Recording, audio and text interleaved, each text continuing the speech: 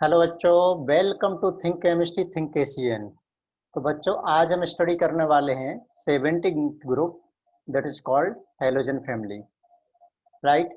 तो 17th group elements यानी halogen family. चलिए आज हम इसका इंट्रोडक्शन की बात करते हैं। तो 17th ग्रुप एलिमेंट्स यानी कौन से elements, what are the 17th group elements. तो इसमें रखे गए fluorine, chlorine, bromine, iodine, astatine and tennessine. ये नया एलिमेंट है जो अभी अभी आपके एनसीईआरटी में भी इंट्रोड्यूस कर दिया गया है। इन्हें हम कहते हैं 17th ग्रुप एलिमेंट्स। ठीक, सिंबल है मालूम है, फ्लोरीन का सिंबल है chlorine Cl, bromine Br, iodine आई, एस्टेटिन एटी और टेनिसिन टीएस।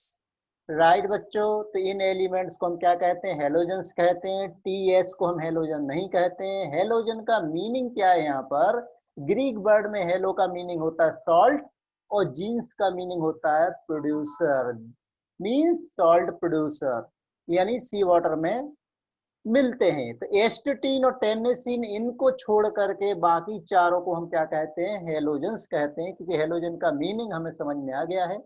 राइट, हेलोजन का मीनिंग क्या है? सॉल्ट प्रोड्यूसर्स, यानी सॉल्ट के फॉर्म में सी वाटर में हमें मिलते हैं। ये हेलोजन्स हाईली रिएक्टिव होते हैं। सबसे ज्यादा रिएक्टिव इसमें से कौन सा है? अगर केमिकल प्रॉपर्टीज के बेसिस पर देखें तो सबसे ज्यादा रिएक्टिव कौन है? फ्लोरीन।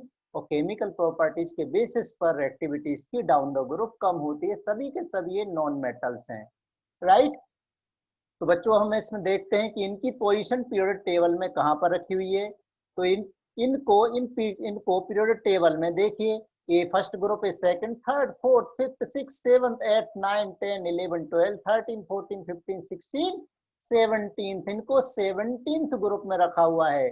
17th बोलिए या फिर आप उसको क्या बोलिए, 7th ए बोलिए। तो इनको यहाँ पर रखा हुआ है, राइट। तो अभी आप जो नीचे की सीरीज देख रहे हैं, RgCN, NH, FL, MC, LV, TS, OG, अभी यहाँ पर सिंबल कोई सा ब्लैंक नहीं है, सभी के सिंबल आ चुके हैं। बस ये बात अलग है कि सभी की प्रॉपर्टी अभी स्टडी नहीं हुई है, राइट।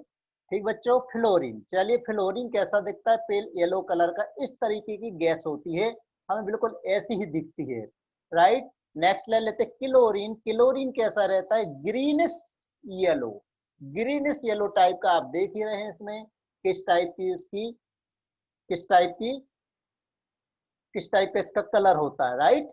ठीक बच्चों, ब्रोमीन। ब्रोमीन कैसा होता है? Reddish brown colour. देखिए, ब्रोमीन क्या है? लिक्विड है। फ्लोरीन और क्लोरीन गैस है, ब्रोमीन लिक्विड है। उसके आगे के सारे सॉलिड हैं। आयोडीन। आयोडीन कैसा होता है? डार्क वॉयलेट कलर का होता है। आयोडीन डार्क कलर आपने देखा हो वॉयलेट कलर का, वो आयोडीन का ही कलर, आयोडीन का भी कलर बिल्कुल सेम वैसा ही होता है। ये आयोडीन देखिए बॉटल में रखा हुआ है, तो अब आपको इसके कलर समझ में आ गए हैं, राइट। एस्टेटिन रेडियो एक्टिव एलिमेंट है, एस्टेटिन है, इसका कलर ब्लैक सॉलिड है। और लास्ट वाला जो टेनिसिन है, उसकी ज्यादा भी स्टडी हुई नहीं है, इसलिए हम उसको स्टडी करने वाले नहीं हैं। वो सिंथेटिक एलिमेंट है, जिसे लेबोरेटरी में बनाया गया है। ठीक बच्चों, ये बात क्लियर हो गई। चलिए क्वेश्चन ले लेते हैं, देखते हैं हमने जो पढ़ा है हमें याद है कि नहीं है, कुछ हमें समझ में आया कि नहीं आया। Question, according to IUPAC convention 7th group elements are called. First option 17th group, second 11th group, third option 13th group, fourth zero group. बताइए, थोड़ा सा माइंड यूज करिए। हमें मालूम है 7th ग्रुप के एलिमेंट को, आप यहाँ वीडियो पॉज करके आंसर को सोचिए, थिंक करिए, थिंक केमिस्ट्री सोचिए, राइट। सोच लिया आपने, गुड। 17th ग्रुप, तो 7th ग्रुप एलिमेंट्स को हम क्या कहते हैं? 17th group. ठीक, नेक्स्ट क्वेश्चन लेते हैं। The halides like NaCl, NaBr and Ni in large proportion occur in mineral water, second sea water, third river water, fourth all of the above. Okay, video आप pause कर लीजिए, आपके पास government ने facility दे रखी है, आप कहीं भी वीडियो को पॉज कर सकते हैं। आप सोचिए इसका आंसर क्या होना चाहिए। ओके, सोच लिया। ठीक है, कहाँ मिलते हैं? सी वाटर में मिलते हैं। क्यों? क्योंकि हमने पढ़ लिया है कि हेलोजन का मीनिंग क्या होता है। हेलो का मतलब होता है सी, जीन्स का मतलब होता है, हेलो का मतलब क्या होता है? सॉल्ट। और सी का मतलब, जीन्स का मतलब क्या होता है? प्रोड्यूसर, यानी सॉल्ट प्रोड्यूसर। और ये सॉल्ट कहाँ मिलते हैं? हमें सी वाटर में मिलते हैं, राइट बच्चों। एस्टेटीन, एस्टेटीन क्या है? नेचुरल एलिमेंट है क्या? Radioactive element, stable element, both B and C. Okay, हमें मालूम है एस्टेटीन को हम हेलोजन नहीं कहते हैं। क्यों? क्योंकि रेडियो एक्टिव एलिमेंट है। ओके, रेडियो एक्टिव एलिमेंट मतलब सॉल्ट प्रोड्यूसर एलिमेंट, वैसा नहीं है जैसा सी वाटर में बाकी सॉल्ट मिलते हैं, रेडियो एक्टिव एलिमेंट है। राइट बच्चों, ये बात क्लियर हो गई। ठीक है, अब हम बात करते हैं occurrence of 17th group element कहाँ मिलते हैं। तो फ्लोरीन, देखिए fluorine is less abundant element, कम मिलता है, ठीक है ना। अर्थ क्रस्ट में अबाउट 0.07% होता है। सिर्फ इंफॉर्मेशन के लिए, आपको इसमें से रट्टा नहीं लगाना है कि कितना परसेंट मिलता है, राइट। ये मेनली इनसॉल्युबल फ्लोराइड के फॉर्म में मिलता है। इसे फ्लोरोस्फार, फ्लोरोस्फार का फार्मूला पूछ सकते हैं, CaF2 को हम बोलते हैं फ्लोरोस्फार, राइट। फ्लोरोस्फोर देखिए कुछ इस तरीके का होता है। फ्लोरीन का जो एटॉमिक मास है वो 18.998 है, लेकिन जब न्यूमेरिकल सॉल्व करते हैं तो इसकी वैल्यू हम 18.998 ना लेकर के एग्जैक्ट 19 ले लेते हैं, कोई प्रॉब्लम नहीं। ओके, क्यों? इतनी ऐसी डेसिमल हम वैल्यू लेंगे तो कैलकुलेशन में 3 घंटे लग जाएंगे, राइट। तो बच्चों ये CF2 यानी फ्लोरोस्फोर। ओके, नेक्स्ट क्रायोलाइट, क्रायोलाइट यानी Na3Al F6, क्रायोलाइट का ये फार्मूला है। ये हम पढ़ेंगे, मेटलर्जी में भी आएगा ये क्रायोलाइट। ये हम दूसरे तरीके से लिख सकते हैं 3NAF.AlF3। ओके, तो क्रायोलाइट का फार्मूला कुछ इस तरीके का होता है। जब हम एल्यूमिनियम की मेटलर्जी पढ़ेंगे तो वहां पर हम क्रायोलाइट ऐड करते हैं। क्यों ऐड करते हैं? वहां पर एल्यूमिना की कंडक्टिविटी इंक्रीज करने के लिए क्रायोलाइट ऐड किया जाता है। यहाँ पर एल्यूमिनियम, एल्यूमिनियम की कोऑर्डिनेशन नंबर 6 होती है। कोऑर्डिनेशन नंबर क्या है वो आपने कहाँ पढ़ रखी है? कोऑर्डिनेशन केमिस्ट्री में अच्छी तरह से पढ़ रखी है। ओके, चलिए तो आगे बढ़ते हैं। अब फ्लोरीन, फ्लोरीन और कहाँ कहाँ मिलता है? एपेटाइट फैमिली में मिलता है।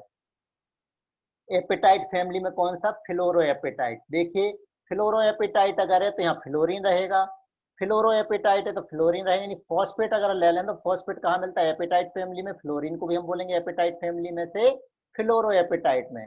फ्लोरो एपेटाइट में फ्लोरीन है, हाइड्रोक्सी एपेटाइट में यहाँ OH रहेगा, क्लोरो एपेटाइट में यहाँ पर क्लोरीन रहेगा। और ये इसके अलावा ये टीथ बोन में भी मिलता है। ये एपेटाइट फैमिली के एलिमेंट, एपेटाइट फैमिली वाले कंपाउंड से फ्लोरो एपेटाइट कुछ इस तरीके का दिखता है। तो वहां पर आपको एक कलर पूछने वाले नहीं है, सिर्फ हम ये नॉलेज के लिए बात कर रहे हैं। पता तो होना चाहिए जिसके बारे में हम पढ़ रहे हैं वो दिखता कैसे है। ओके बच्चों, तो occurrence of 17th group element की हम बात कर रहे थे। तो फ्लोरीन स्मॉल क्वांटिटी में और कहाँ पर मिलता है? सॉइल में, रिवर में, वाटर प्लांट्स में भी थोड़ा बहुत क्वांटिटी में फ्लोरीन मिलता है, राइट। फ्लोराइड टूथपेस्ट में भी होता है, लेकिन रिवर सी वाटर वगैरह में होता है, बहुत ज्यादा नहीं होना चाहिए। Bones and teeth of animal में भी फ्लोराइड है। ओके, तो ऐसे टूथपेस्ट बहुत ज्यादा हार्मफुल होते हैं, इसमें फ्लोराइड बहुत ज्यादा हो। नेक्स्ट क्लोरीन, क्लोरीन का एटॉमिक मास 35.5 लेकर के सॉल्व करते हैं। तो ये एटॉमिक मास नहीं है, क्या है बच्चों? एवरेज एटॉमिक मास है। अच्छा, अभी तक तो हमने सर एटॉमिक मास ही सुना था, एवरेज कहाँ से आ गया? अरे भाई, क्लोरीन कई आइसोटोप में मिलता है, तो उन आइसोटोप का जो एवरेज निकालते हैं उनके परसेंटेज ऑक्यूरेंसी के बेसिस पर वो होता है एवरेज एटॉमिक मास। यहाँ पर हम एवरेज एटॉमिक मास ही स्टडी करते हैं। तो क्लोरीन मेनली कहाँ पर मिलता है? सोडियम क्लोराइड सॉल्यूशन में। सोडियम क्लोराइड सॉल्यूशन के फॉर्म या NaCl के फॉर्म में कहाँ मिलता है? सी वाटर में मिलता है, बहुत ज्यादा सॉल्ट यानी टेबल सॉल्ट। कार्नेलाइट का फार्मूला था KCl Mgcl2.6H2। चलिए यहीं से फार्मूला पूछ लेते हैं, क्या देंगे क्वेश्चन में? KCl कार्नेलाइट का फार्मूला क्या है? 4 ऑप्शन दे दिए। दूसरा क्वेश्चन कर दिया कि KCl.MgCl2.XH2 यानी कार्नेलाइट, उसमें X की वैल्यू क्या है? क्वेश्चन तो क्या करना है, एग्जामिनर को तो क्वेश्चन सिलेक्ट करना है, कहीं से भी क्वेश्चन बना सकता है, टेंशन तो अपने को होता है, राइट। ठीक बच्चों, ब्रोमीन, ब्रोमीन का मालूम है रेडिश ब्राउन कलर होता है। जब न्यूमेरिकल सॉल्व करते हैं तो ब्रोमीन का एटॉमिक मास 79.904 ना लेकर के हम डायरेक्ट 80 लेकर के सॉल्व करेंगे, इससे हमारा कैलकुलेशन इजी हो जाता है। ओके, तो fuming red brown liquid room temperature पर होता है। देखिए फ्लोरीन क्लोरीन गैस है, ब्रोमीन क्या है बच्चों? ब्रोमीन लिक्विड है। आयोडीन, एस्टेटीन, ये सब क्या है नीचे? सॉलिड है। ओके, तो एक colourless soluble crystalline mineral salt के फॉर्म में मिलता है, जैसे NaBr। NaBr का कलर नहीं है बच्चों, ठीक है ना, Br का कलर है, Br2 का कलर है। तो ब्रोमाइड आयन की सॉल्युबिलिटी भी है, NaBr भी सॉल्युबल है, Na भी सॉल्युबल है, NaCl भी सॉल्युबल है, तो सी वाटर में भी हमें मिलता है। ओके, आयोडीन, आयोडीन का एटॉमिक मास 126 लिया हुआ है यहाँ पर, जब न्यूमेरिकल सॉल्व करें तो आप 127 ले लीजिएगा। अब आयोडीन देखिए, आयोडीन तो मालूम ही है कहाँ कहाँ यूज होता है। कुछ मराइन लाइफ जो भी है उसमें आयोडीन भी सिस्टम में मिलता है, जैसे सी वीड्स यानी क्या बोलते हैं उसको, समुद्री खरपतवार, सी वीड्स, उसमें अराउंड 0.5% तक आयोडीन उसमें मिलती है। तो कमर्शियल लेवल पर सी वीड्स से भी हम आयोडीन प्रिपेयर करते हैं, कैलीचे से प्रिपेयर करते हैं। ओके बच्चों, आयोडीन, वो आयोडीन मालूम है, आयोडीन की डिफिशियंसी से हमें क्या हो जाती है, ग्वाइटर डिसीज हो जाती है, राइट। इसलिए आयोडीन सॉल्ट में लिया जाता है, थोड़ी सी क्वांटिटी में आयोडीन लिया जाता है, बहुत ज्यादा क्वांटिटी में आयोडीन नहीं लिया जाता है। ओके, चिली सॉल्ट पीटर और इंडियन सॉल्ट पीटर, एक नॉर्वेजियन सॉल्ट पीटर, तीन टाइप के सॉल्ट पीटर आपने पी ब्लॉक में नाइट्रन फैमिली में पढ़ रखे हैं। तो चिली सॉल्ट पीटर यानी KNO3, Indian salt Peter mean NaNO3, उसका ये फार्मूला होता है, ये भी पूछ लेते हैं। तो इसमें भी चिली सॉल्ट पीटर में भी लगभग 0.2% सोडियम आयोडेट मिलता है, ये चिली सॉल्ट पीटर है। ओके बच्चों, हम बात कर रहे हैं occurrence of 17th group element की। एस्टेटिन, एस्टेटिन हेलोजन नहीं है, फर्स्ट टाइम हम शुरू में बात कर चुके हैं कि AT और TS दोनों ही हेलोजन नहीं है, रेडियो एक्टिव एलिमेंट हैं। ओके, ये अर्थ पर मिलते हैं, रेडियो एक्टिव एलिमेंट हैं, हैवी एलिमेंट है, इनका हाफ लाइफ पीरियड बहुत कम है। AT का हाफ लाइफ पीरियड 30 सेकंड है। हाफ लाइफ पीरियड का मतलब क्या है, वह टाइम जितने टाइम में इसकी अमाउंट आधी हो जाए। सपोज कीजिए आपने 100 ग्राम AT लिया है, तो मालूम है 30 सेकंड में 100 ग्राम AT में से 50 ग्राम AT डिसइंटीग्रेट हो जाएगा दूसरे एटम में और हार्मफुल रेडिएशंस निकलेंगे, राइट। इसलिए हम इनकी केमिकल प्रॉपर्टीज नहीं पढ़ते हैं, क्योंकि जो harmful radiations alpha beta gamma radiations निकलते हैं वो बनने वाले कंपाउंड को ब्रेक कर देते हैं। क्यों, इसमें बहुत ज्यादा एनर्जेटिक पार्टिकल्स निकलते हैं जो हमारे लिए बहुत हार्मफुल है। इसके लिए एक सेपरेट ब्रांच है न्यूक्लियर केमिस्ट्री, आप वहां पर इसको डिटेल में स्टडी करिएगा। ओके, केमिस्ट्री में JEE के सिलेबस में भी न्यूक्लियर केमिस्ट्री है, और सबसे बड़ी मजेदार बात फिजिक्स में भी न्यूक्लियर केमिस्ट्री का चैप्टर है। ओके ठीक है, तो अभी तक जो हमने पढ़ा थोड़ा सा टेस्ट कर लेते हैं कि फार्मूला ऑफ कार्मेलाइट इज, देखते हैं आपको कितना याद है। देखिए मैंने कहा था यहाँ नंबर ऑफ वाटर मॉलिक्यूल पूछ सकते हैं, देखिए क्वेश्चन बन गया। ठीक है, वीडियो पॉज करिए और क्वेश्चन का आंसर सोचिए।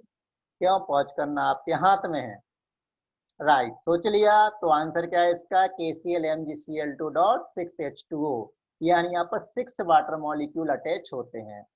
ओके, दूसरा question, the percentage of iodine in seaweeds, seaweeds यानी समुद्री खरपतवार, उसमें आयोडीन का परसेंट कितना होता है। पहला ऑप्शन 0.05, दूसरा 0.1, तीसरा 1%, फोर्थ 0.5%, राइट। ठीक है, आंसर मेरे से पहले से आंसर पर टिक लग गया, कोई बात नहीं। कितना होता है, 0.5% होता है। इसमें कोई लॉजिक नहीं होता है तो होता है, कुछ नहीं कर सकते, है तो है, जो है सो है, राइट। 0.5% होता है। Next, Chile saltpetre is a good source of, अभी अभी हमने बात की थी 3 टाइप के सॉल्ट पीटर की बात की थी, Chile saltpetre, Indian saltpetre, तीसरा नॉर्वेजियन सॉल्ट पीटर। अगर याद हो चिली सॉल्ट पीटर का फार्मूला, आप ठीक है याद नहीं रहा हो फिर से बता देता हूँ, क्या था, KNO3। और इंडियन सॉल्ट पीटर यानी NaNO3। याद आ गया होगा, चिली सॉल्ट पीटर में थोड़ा बहुत कौन सा हेलोजन मिलता है बच्चों, तो उसे मिलता है आयोडीन, राइट। ये बात क्लियर हो गई होगी। चलिए अब हम आगे बढ़ते हैं, एटॉमिक प्रॉपर्टीज पर आते हैं। Atomic properties, right. Atomic property में सबसे पहले इलेक्ट्रॉनिक कॉन्फ़िगरेशन, सभी ने 11th में खूब इलेक्ट्रॉनिक कॉन्फ़िगरेशन तैयार किया हुआ है आव्हाहुंड पावली रूल लेकर के, राइट। तो इनके सभी एलिमेंट, जितने भी एलिमेंट्स हैं, ये 7th ग्रुप में रखे हुए हैं। इनकी आउटर मोस्ट सेल में 7 इलेक्ट्रॉन है, या 17th group new IUPAC system के अकॉर्डिंग। देखिए सिस्टम दो टाइप के, एक सीएएस सिस्टम है और एक आईयूपीएसी सिस्टम है। सीएस सिस्टम में हम लिखते हैं फर्स्ट है, सेकंड है, थर्ड है, फोर्थ है, फिफ्थ है, इस तरीके से सीएस सिस्टम के अकॉर्डिंग सेवंथ में रखा हुआ है।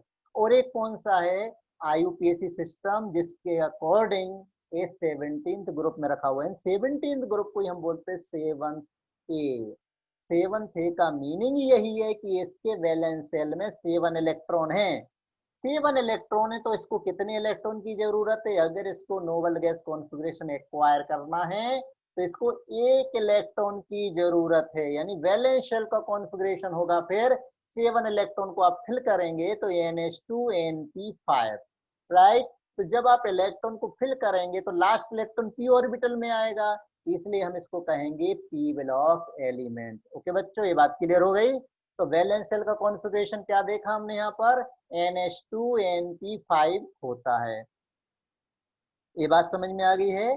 ठीक, अब इसका हम कॉन्फ़िगरेशन देखिए अबाव रूल क्या होता है। अबाव रूल के अकॉर्डिंग आप क्या करिए, सबसे पहले इसको लिख लिए, थोड़ा सा मैं याद दिला देता हूँ अगर भूल गए। 1s, सेकंड नंबर स्टार्ट किया तो 2s 2p यानी 2 सब सेल लिखेंगे। थर्ड नंबर से स्टार्ट किया तो 3 सब सेल लिखिए।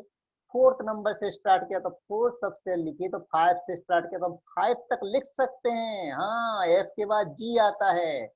6 है तो 6 तक लिख सकते हैं। g के बाद h आता है, लेकिन हम क्यों यहाँ नहीं लिख रहे हैं, क्यों, क्योंकि उतने इलेक्ट्रॉन्स अभी हमारे पास अवेलेबल नहीं है, उतने एलिमेंट्स अवेलेबल नहीं है, हमारा काम इतने से ही हो जाता है, राइट। तो अबाव रूल हमने अच्छी तरह से पढ़ रखा है कि अबाव रूल क्या कहता है कि electrons are filled in the increasing order of energy of orbital. तो पहले इलेक्ट्रॉन हम उस ऑर्बिटल में फिल करेंगे जिसकी एनर्जी कम होगी, उसके बाद उसमें फिल करेंगे जिसकी एनर्जी ज्यादा होगी। तो बच्चों आप लोगों ने इसको अच्छी तरह से स्टडी किया हुआ था, N+L रूल से किया हुआ था। तो देखिए सबसे पहले हम इसमें इलेक्ट्रॉन कहाँ फिल करेंगे, 1s में। 1s के बाद फिल करेंगे 2s में, 2s के बाद 2p से, फिर 3s, फिर 3p, फिर 4s, उसके बाद फिर 3d, 4p, 5s, 5s के बाद आ जाएगा 4d, 5p, 6s, फिर 4f, 5d, 6p, 7s। इस तरीके से हम इलेक्ट्रॉन फिल करते जाएंगे। तो 1s इलेक्ट्रॉन की एनर्जी कम है, 2s की ज्यादा है, उससे ज्यादा 2p की, उससे ज्यादा 3s की है। ध्यान रखना, फिर से याद दिला देता हूं आपको, ये जो ऑर्डर हम देख रहे हैं मल्टी इलेक्ट्रॉन सिस्टम के लिए है। मल्टी इलेक्ट्रॉन सिस्टम का मतलब जिसमें एक से ज्यादा इलेक्ट्रॉन्स होते हैं। लेकिन अगर एक इलेक्ट्रॉन हुआ तो क्या होगा, एक से ज्यादा इलेक्ट्रॉन हुए तो कम एनर्जी किसकी है बच्चों, 1s की। एक से ज्यादा इलेक्ट्रॉन, एक से ज्यादा इलेक्ट्रॉन है तो एनर्जी, एनर्जी किसकी है, देखिए चलिए मैं यहाँ लिख रहा हूँ, आपको यहाँ देखिएगा, ध्यान से देखिए। एक से ज्यादा इलेक्ट्रॉन है तो सबसे कम एनर्जी किसकी है, 1s की। उससे ज्यादा एनर्जी है 2s की, 2s से ज्यादा 2p की, 2p से ज्यादा है 3s, 3s से ज्यादा है किसकी बच्चों, 3p की। इस तरह चलता जाएगा। 3p से ज्यादा है 4s की। लेकिन जो हम ऑर्डर की बात कर रहे हैं, ये ऑर्डर किसके लिए है, ये ऑर्डर मल्टी इलेक्ट्रॉन सिस्टम के लिए है। क्योंकि मल्टी इलेक्ट्रॉन सिस्टम मतलब अगर एक से ज्यादा इलेक्ट्रॉन हो तो एनर्जी n पर भी डिपेंड करती है, l पर डिपेंड करती है। लेकिन अगर एक ही इलेक्ट्रॉन हो, जैसे कि हाइड्रोजन ले लें हम, ओके, बेरिलियम 3+ ले लें, राइट, He+ ले लें, सभी में एक इलेक्ट्रॉन है, तो उसकी एनर्जी सिर्फ किस पर डिपेंड करती है, सिर्फ n पर डिपेंड करती है, l पर डिपेंड नहीं करती है। n की वैल्यू बढ़ेगी तो एनर्जी बढ़ेगी, तो 1s की एनर्जी कम, उससे ज्यादा 2s, लेकिन 2s और 2p की एनर्जी इक्वल है, राइट। एटॉमिक स्ट्रक्चर में क्वेश्चन आपने देखा होगा, उससे ज्यादा किसकी एनर्जी, 3s, लेकिन 3s, 3p और 3d तीनों की एनर्जी इक्वल है। वो आपको मालूम होना चाहिए, जिनकी एनर्जी इक्वल होती है उन्हें हम कहते हैं डीजेनरेट ऑर्बिटल। तो यहाँ पर देखिए सेकंड सेल में डीजेनरेट ऑर्बिटल कितने, H का एक ऑर्बिटल और P के 3 ऑर्बिटल, तो डीजेनरेट ऑर्बिटल कितने हो गए बच्चों, 4 हो गए। इस तरह 3s 3p 3d में आ जाइए। तो थर्ड शेल यानी थर्ड एनर्जी लेवल में S का एक ऑर्बिटल, P के 3 ऑर्बिटल, और डी के 5 ऑर्बिटल ऐड करेंगे तो 9 डीजनरेट ऑर्बिटल हैं। तो अब आपको बात समझ में आ गई होगी कि डीजनरेट ऑर्बिटल का मतलब क्या है। Degenerate orbital means orbital saving same energy. तो इलेक्ट्रॉनिक कॉन्फ़िगरेशन लिखने में कोई प्रॉब्लम नहीं होनी चाहिए। हम नोबल गैस के फॉर्म में इसको लिख सकते हैं। तो फ्लोरीन में 9 इलेक्ट्रॉन्स हैं, क्यों, इसका एटॉम नंबर 9 है। तो 1s में 2 इलेक्ट्रॉन, 2s में 2 इलेक्ट्रॉन, और 2p में कितने इलेक्ट्रॉन, 5 इलेक्ट्रॉन। तो हम इसको लिखें, देखिए 1s में 2 इलेक्ट्रॉन फिल करेंगे, ओके 1s फुल फिल्ड है, 2s भी फुल फिल्ड है, एक इलेक्ट्रॉन ऊपर एक इलेक्ट्रॉन नीचे, क्योंकि पाउली क्या कहता है कि एक ऑर्बिटल में मैक्सिमम 2 इलेक्ट्रॉन हो सकते हैं, दोनों की स्पिन अपोजिट होनी चाहिए। राइट, अब 2p में आ जाइए। तो पहले एक एक इलेक्ट्रॉन तीनों में फिल करेंगे, उसके बाद फिर हम पेयरिंग करेंगे। पहले एक एक इलेक्ट्रॉन फिल करेंगे, फिर पेयरिंग करेंगे, हुंड रूल के अकॉर्डिंग चलेंगे हम इसमें। राइट, तो 2p में देखिए जो 2p सब शेल है उसमें अभी भी एक ऑर्बिटल अनपेयर है, यानी इसमें अनपेयर्ड इलेक्ट्रॉन, सभी में एक अनपेयर्ड इलेक्ट्रॉन होगा। तो बैलेंस सेल में 7 इलेक्ट्रॉन है और उसको एक इलेक्ट्रॉन की जरूरत है। तो एक इलेक्ट्रॉन ये बड़ी आसानी से ले सकते हैं। क्लोरीन का नंबर कितना है, 17। इस तरह से कॉन्फ़िगरेशन लिख सकते हैं 1s2 2s2 2p6 3s2 3p5। Right, तो बैलेंस सेल का कॉन्फ़िगरेशन 3s2 3p5। अब यहीं पर देखिए बहुत इंपॉर्टेंट, पीछे थोड़ा सा जाते हैं हम, फ्लैशबैक में आते हैं, फ्लोरीन पे आते हैं। क्या फ्लोरीन में क्या देखा था, अब यहाँ पर देखिए फ्लोरीन में 2p, तो आपने क्वांटम नंबर में भी पढ़ रखा है कि 2p तो होता है लेकिन 2d नहीं होता है। इसका मतलब है कि फ्लोरीन में बैकेंड डी ऑर्बिटल्स नहीं होते हैं। 2p होता है, 2d नहीं होता है। सोचिए 2d क्यों नहीं होता, जाइए थोड़ा सा क्वांटम नंबर में या एटॉमिक स्ट्रक्चर को रिवाइज करिए। ओके, तो यहाँ पर 2d ऑर्बिटल नहीं होता, इसलिए फ्लोरीन में वैकेंट डी ऑर्बिटल नहीं होते हैं। लेकिन क्लोरीन का जो अभी अभी हमने कॉन्फ़िगरेशन देखा 3s 3p और 3p के बाद 3d आता है, यानी इसमें वैकेंट डी ऑर्बिटल्स हैं, इसको भी एक इलेक्ट्रॉन की जरूरत है। तो सभी में अब जितने भी एलिमेंट्स यहाँ पर बच्चों, सभी में वैकेंट डी ऑर्बिटल्स हैं, यानी सेकंड पीरियड के एलिमेंट में वैकेंट डी ऑर्बिटल्स नहीं है। फर्स्ट पीरियड के एलिमेंट में वैकेंट डी ऑर्बिटल नहीं है, जितने भी इलेक्ट्रॉन अवेलेबल है सेकंड पीरियड में, उस पर्टिकुलर शेल की बात कर रहा हूँ। 1s होता है 1p नहीं होता है, 2s 2p होता है। तो 1s के साथ 1p अवेलेबल नहीं है सेकंड पीरियड में। कौन सा नहीं है, डी ऑर्बिटल नहीं है, अवेलेबल नहीं है vacant D orbital.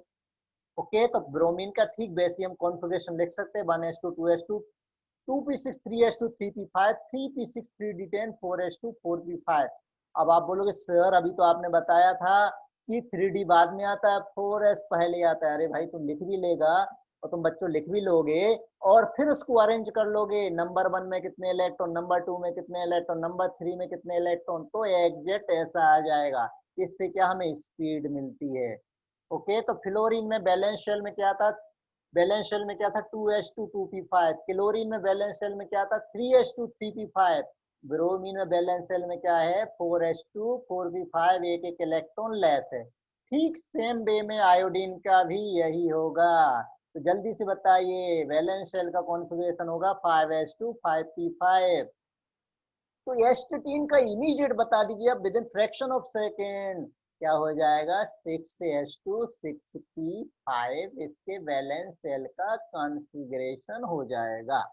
Right, last वाला जो एलिमेंट हमने पढ़ा था ps, तो उसमें क्या होगा 7s2 7p5। ओके, तो general electronic configuration of halogen क्या है, हेलोजन है बैलेंस सेल में 7 इलेक्ट्रॉन है, तो इसका कॉन्फ़िगरेशन होगा ns2। नहीं मैं क्यों बताऊं, आप सोचिए, वीडियो पॉज करिए और सोचिए इसका कॉन्फ़िगरेशन बैलेंस सेल का क्या होता है। इजी क्वेश्चन है, सभी ब्रिलियंट है, सभी को आता है। इसका आंसर हो गया ns2 np5, यानी बैलेंस सेल में कितने इलेक्ट्रॉन, 7 इलेक्ट्रॉन है, सभी का सेम कॉन्फ़िगरेशन बैलेंस कॉन्फ़िगरेशन होता है। Next question, electronic configuration of chlorine. कितना सिंपल क्वेश्चन है, काश ऐसे क्वेश्चन एग्जाम में आने लग जाएं तो सभी फर्स्ट रैंक लगा देंगे। राइट, इतनी इजी क्वेश्चन भी नहीं आएंगे, फिर हम क्यों पढ़ रहे हैं भाई, बेस बना रहे हैं। राइट, इसी से आगे हम डिफिकल्ट क्वेश्चंस को करेंगे, अगर ये नहीं मालूम तो आगे को आप ट्राई नहीं कर सकते हैं। तो क्लोरीन का कॉन्फ़िगरेशन क्या है 1s2 2s2 2p6 3s2 3p5। Okay, right, तो ये हमने देख लिया एटॉम प्रॉपर्टीज में। पहली प्रॉपर्टी क्या देखी हमने, इलेक्ट्रॉनिक कॉन्फ़िगरेशन। ठीक बच्चों, ये बात आपको समझ में आ गई होगी। कोई दिक्कत तो नहीं। चलिए आगे बढ़ते हैं। तो सेकंड प्रॉपर्टी बच्चों atomic and ionic radii. Atomic and ionic radii देखिए हमने जनरल रूल क्या पढ़ रखा है पीरियोडिसिटी में कि जब हम लेफ्ट टू राइट जब हम पीरियड में बढ़ते हैं तो क्या होता है एटॉमिक रेडियस कम होता है। लेकिन वर्ड पे ध्यान देना, जनरल नॉट ऑलवेज। क्यों? लिथियम से जब आप फ्लोरीन तक आओगे तो रेडियस कम होगा, नियोन पे पहुंचोगे तो रेडियस बढ़ जाएगा। क्यों? वहां नोबल गैसेस में वान डेर वाल्स रेडाई होती है, वो आप नोबल गैस में स्टडी करोगे। तो हेलोजन की स्मॉलेस्ट रेडाई है राइट इस पीरियड में, हेलोजन की स्मॉलेस्ट रेडाई। और हमने देखो ये भी पढ़ रखा सर डाउन द ग्रुप तो साइज बढ़ता है। बेटा हमेशा नहीं बढ़ता है, कहीं ना कहीं बच्चों अगर कोई एक्सेप्शन आ गया तो आप ये नहीं बोल सकते कि ऑलवेज बढ़ता है। तो क्वेश्चन की लैंग्वेज को पकड़ के रखना, उन्होंने क्या बोला, जनरली और ऑलवेज। तो in general down the group size बढ़ता है, in general left to right size कम होता है, नॉट ऑलवेज। क्यों? अभी एक्सेप्शन देखो, आपने समझ लिया कि नोबल गैस में साइज बढ़ जाता है। तो in a period left to right atomic radius decreases, लेकिन जनरली तो हेलोजन का रेडियस कम है। ओके, ग्रुप में क्या होता है top to bottom atomic radius increases, यहाँ तो बिल्कुल रेगुलर इंक्रीज होता है। लेकिन देखिए एक एक्सेप्शन आ जाता है बोरोन फैमिली में, उसकी वजह से हम ऑलवेज नहीं बोल सकते। इसके अलावा डी ब्लॉक एलिमेंट के ग्रुप में भी ये प्रॉब्लम आती है, इसलिए हम ऑलवेज टर्म यूज नहीं कर सकते हैं। ठीक वैसे जैसे अगर मैं कहूँ कि पीरियोडिक टेबल में जितनी भी एलिमेंट सभी में न्यूट्रॉन होते ही हैं, गलत। हाइड्रोजन एलिमेंट ऐसा है जिसमें न्यूट्रॉन नहीं होते हैं। इसके अलावा अगर आप एटॉमिक वेट को भी देखेंगे तो एटॉमिक वेट की जो वैल्यू है लगभग एटॉमिक नंबर से डबल या उससे ज्यादा होती है। क्या हाइड्रोजन के केस में ऐसा है? नहीं बच्चों, नहीं है। हाइड्रोजन का नंबर 1 है और एटॉमिक वेट कितना है 1.008, डबल नहीं है, इसीलिए ऑलवेज फैक्ट यहाँ पर नहीं लगता है। तो हेलोजन में हम किन की बात कर रहे हैं, फ्लोरीन, क्लोरीन, ब्रोमीन, आयोडीन, एस्टेटीन की ही बात कर रहे हैं। क्यों? अभी टीएच की स्टडी नहीं हुई इसलिए उसकी हम डिटेल स्टडी में जाने वाले नहीं है। देखिए फ्लोरीन का साइज छोटा, क्लोरीन थोड़ा और बड़ा, ब्रोमीन और बड़ा, आयोडीन और बड़ा, एस्टेटीन और बड़ा, राइट। तो डाउन द ग्रुप इनकी साइज बढ़ रही। क्यों बढ़ रही है डाउन द ग्रुप साइज क्यों बढ़ रही है? क्योंकि जैसे जैसे हम नीचे आएंगे, देखिए समझिए फ्लोरीन का कॉन्फ़िगरेशन वैलेंस सेल का था 2s2 2p 5, क्लोरीन का 3s2 3p 5, यानी विथ द सक्सीडिंग एलिमेंट, हर एलिमेंट के बाद एक न्यू सेल ऐड होती है। तो number of shells increase, shell का मतलब कमरे समझिए, रूम समझ लीजिए कि हर एलिमेंट में क्या होता है एक एक रूम बढ़ता जाता है, राइट। रूम बढ़ेगा तो उसकी साइज बढ़ती जाती है। ओके, शील्डिंग इफेक्ट इंक्रीज है। शील्डिंग इफेक्ट का मतलब क्या होता है? शील्डिंग का मतलब होता है समझिए, जैसे मेरा थंब अंगूठा है, ये बाहर का इलेक्ट्रॉन है, तो इस अंगूठे का अट्रैक्शन बाहर के इलेक्ट्रॉन पर लग रहा है, लेकिन जो अंदर के इलेक्ट्रॉन है वो एक स्किन का काम करेंगे, छुपा छुपी का खेल खेलेंगे अंगूठे। और इस दोनों, इस इलेक्ट्रॉन और इस अंगूठे यानी न्यूक्लियस इलेक्ट्रॉन के बीच में आ जाएंगे। कौन? ये अंदर वाले इलेक्ट्रॉन। तो इस न्यूक्लियस का जो अट्रैक्शन है इस बाहर वाले इलेक्ट्रॉन पर कम होता है, राइट। तो ये जो अंदर के जो इलेक्ट्रॉन हैं जो इसके बीच में अट्रैक्शन कम करने की कोशिश कर रहे हैं, तो इस इफेक्ट को हम बोलते हैं शील्डिंग इफेक्ट, जिसको आपने डिटेल में पीरियोडिसिटी में पढ़ रखा है। और इफेक्टिव न्यूक्लियर चार्ज वहां आपने सेलेटर रूल से कैलकुलेट किया था, तो यहाँ पे हम उसको स्टडी नहीं करेंगे, राइट। तो आप एटॉमिक रेडियस के पीरियोडिक प्रॉपर्टी के लेक्चर में इसको देखिएगा। तो डाउन द ग्रुप क्या होता है, नंबर ऑफ सेल्स इंक्रीज होती है, नंबर ऑफ इलेक्ट्रॉन्स भी, अंदर के इलेक्ट्रॉन्स भी इंक्रीज हो रहे हैं, तो एटॉमिक और आयनिक रेडियाई इंक्रीज होती है। लेकिन इंक्रीज में भी ध्यान देना, जब आप इसकी साइज देखेंगे तो फ्लोरीन और क्लोरीन के बीच में डिफरेंस बहुत ज्यादा होता है। फिर क्लोरीन ब्रोमीन, ब्रोमीन आयोडीन, इनके बीच में डिफरेंस साइज में कम होता है। ऐसा क्यों? हर सेकंड पीरियड के एलिमेंट और थर्ड पीरियड के एलिमेंट में जो गैप है साइज का बहुत ज्यादा होता है। रीजन क्या है? क्योंकि क्लोरीन में इलेक्ट्रॉन 3s और 3p में जाते हैं, और आपको मालूम होगा, याद करिए पीरियोडिक प्रॉपर्टी के लेक्चर को, कि वहां 3s और 3p के जो इलेक्ट्रॉन्स हैं वो इफेक्टिव शील्डिंग करते हैं, इफेक्टिव शील्डिंग। इसका मतलब न्यूक्लियस इलेक्ट्रॉन के बीच के अट्रैक्शन को बहुत कम कर देते हैं, इसलिए साइज अचानक बढ़ती है। लेकिन जैसे हम ब्रोमीन और आयोडीन में आते हैं, तो ब्रोमीन और आयोडीन में आने पर वहां electron D orbital F orbital में भी एंटर करते हैं, उनमें पुअर शील्डिंग होती है, इसलिए साइज वहां साइज में डिफरेंस उतना ज्यादा नहीं होता है। देखिए रेडियस से भी देख लीजिए एक्सपेरिमेंटली, आपको वैल्यू लर्न नहीं करनी है। फ्लोरीन 64 in 99 अचानक साइज क्यों बढ़ गई?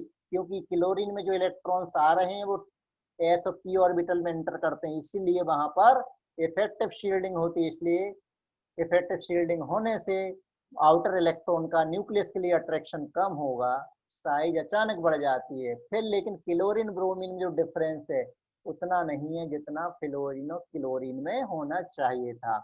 ओके बच्चों, तो ये हर सेकंड पीरियड के एलिमेंट और हर थर्ड पीरियड के एलिमेंट की यही कहानी है। घर घर की कहानी है, टेंशन मत लेके चलो कि यहीं पर है, हर घर की यही कहानी है, हर घर का यही रोना है। ओके, तो अब यहाँ पर देखिए हेलोजेंस के आयंस का रेडियस ज्यादा होगा करेस्पॉन्डिंग पेरेंट एटम से, ये भी हम पीरियोडिक प्रॉपर्टी में डिस्कस कर चुके हैं कि जब हम एक एक्स्ट्रा इलेक्ट्रॉन ऐड करते हैं तो इफेक्टिव न्यूक्लियर चार्ज बढ़ जाता। सर क्या बार बार आप एक ही चीज लिए जा रहे हो, इफेक्टिव न्यूक्लियर चार्ज पहले तो समझा दो बच्चों, इसके लिए इतना टाइम नहीं कि अपन यहाँ डिस्कस कर सकें। आप पीरियोडिक प्रॉपर्टी का इफेक्टिव न्यूक्लियर चार्ज वाला लेक्चर देखिए, वहाँ एग्जैक्ट कंसेप्ट क्लियर हो जाएगा।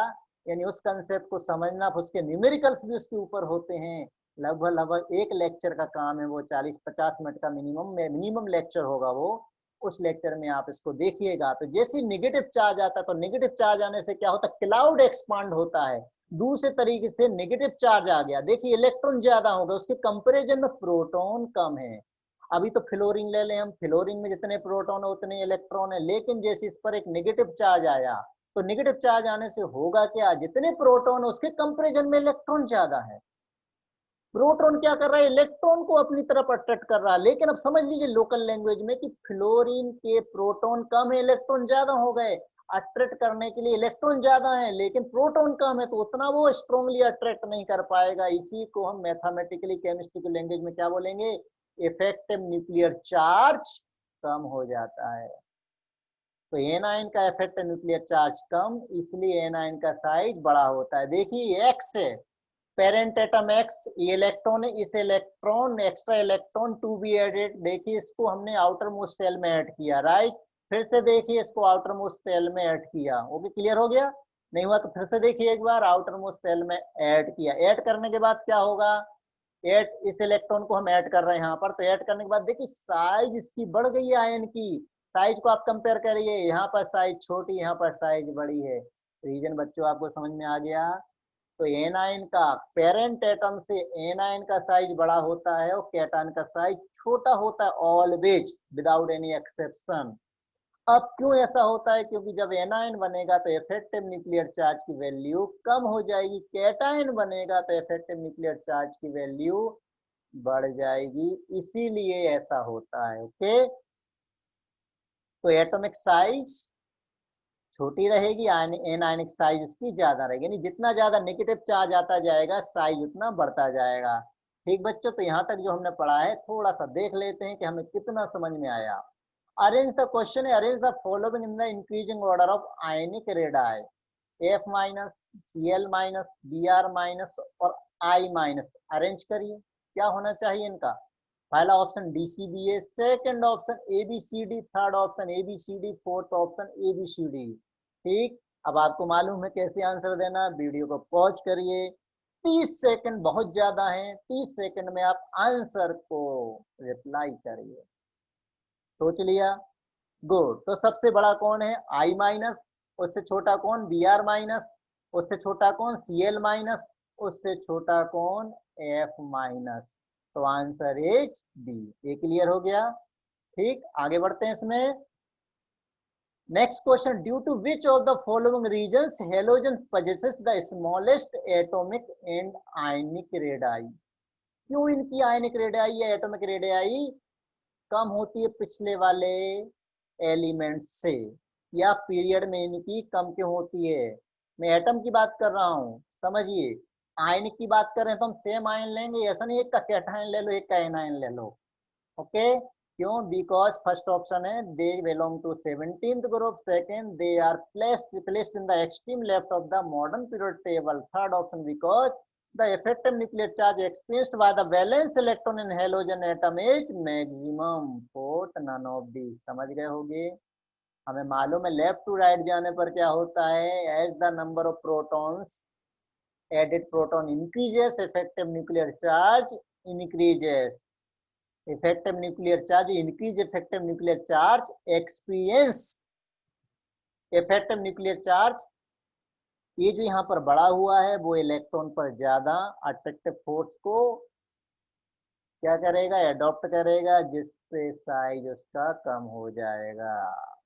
Okay, next down the group atomic radii हम बात कर चुके, यहाँ कोई टेंशन नहीं, डाउन द ग्रुप यहाँ पर एटॉमिक रेडियाई इंक्रीज होती है। ओहो, आंसर मैंने बोल दिया, भूल गया था कि मैं तो क्वेश्चन कर रहा हूँ, कोई बात नहीं, समझ गए, इंक्रीज होती है डाउन द ग्रुप।